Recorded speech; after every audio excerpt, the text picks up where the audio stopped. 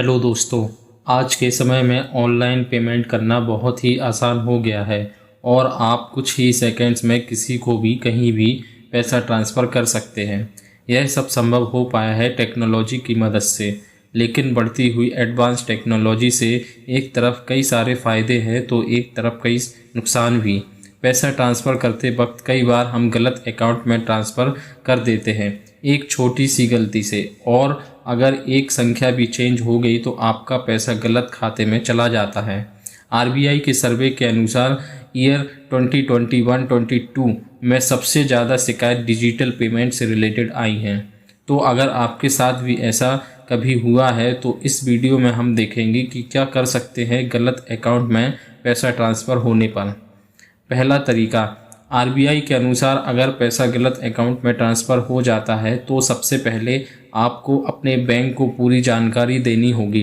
जानकारी देने के लिए आप अपने बैंक के कस्टमर केयर नंबर पर कॉल कर सकते हैं। कॉल पर आप बैंक के अधिकारी को पूरी जानकारी दें कि आपने किस अकाउंट नंबर पर गलती से पैसा ट्रांसफ़र कर दिया है और वो जो भी आपसे पूछे उसका सही जवाब दें। इसके लिए वह आपको आगे की प्रोसेस भी बता सकते हैं कि आपको क्या करना चाहिए पैसा वापस लेने के लिए। वह आपकी रिक्वेस्ट या कंप्लेन को अपने सिस्टम में दर्ज कर लेंगे और आपको उसके बदले रिक्वेस्ट नंबर या कंप्लेन नंबर देंगे। दूसरा तरीका, आप बैंक के कस्टमर सपोर्ट ईमेल एड्रेस पर भी लिखित में पूरी जानकारी मेल कर सकते हैं और साथ में सारे प्रूफ या स्क्रीनशॉट लेके मेल में भेज सकते हैं। तीसरा तरीका, आप बैंक के होम ब्रांच में जाकर मैनेजर से डायरेक्ट बात कर सकते हैं और गलत ट्रांसफ़र के बारे में शिकायत दर्ज करा सकते हैं। अगर बैंक मैनेजर अच्छा हुआ तो हो सकता है आपकी मदद कर दे और वह खुद अकाउंट होल्डर से बात करके पैसे वापस करने के लिए रिक्वेस्ट कर सकता है। यदि जिस अकाउंट में पैसे ट्रांसफ़र हुए अगर वह कहीं दूसरे बैंक या ब्रांच का हुआ तो पैसे वापस आने में टाइम भी लग सकता है। यह पता करने के लिए आप बैंक में जाके पता कर सकते हैं कि वह किस बैंक या ब्रांच में अकाउंट है, तो आप डायरेक्ट उसी बैंक या ब्रांच में जाके डायरेक्ट बात कर सकते हैं। अधिकारी अकाउंट होल्डर से पैसे वापस करने के लिए रिक्वेस्ट कर सकते हैं। ये कुछ तरीके थे जिनसे आप पैसे को वापस लाने के लिए यूज़ कर सकते हैं।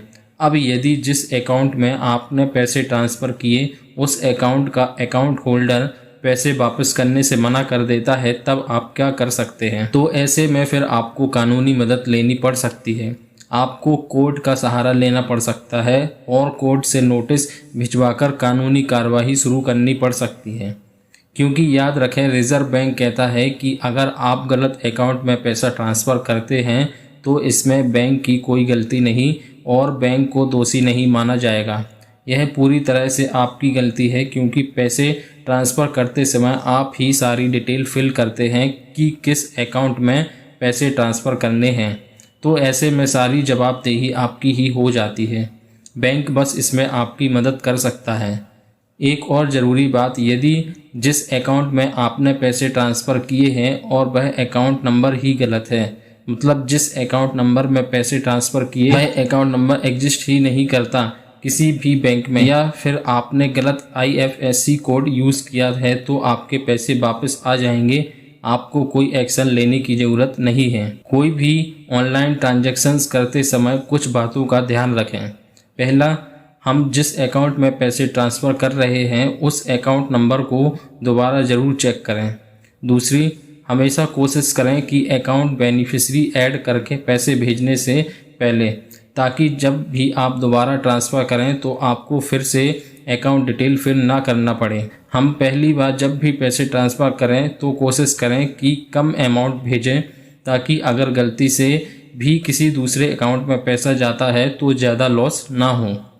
आशा करता हूँ आपको जानकारी अच्छी लगी होगी। ऐसी ही और फाइनेंस से रिलेटेड जानकारी के लिए आप हमारे चैनल को सब्सक्राइब कर सकते हैं।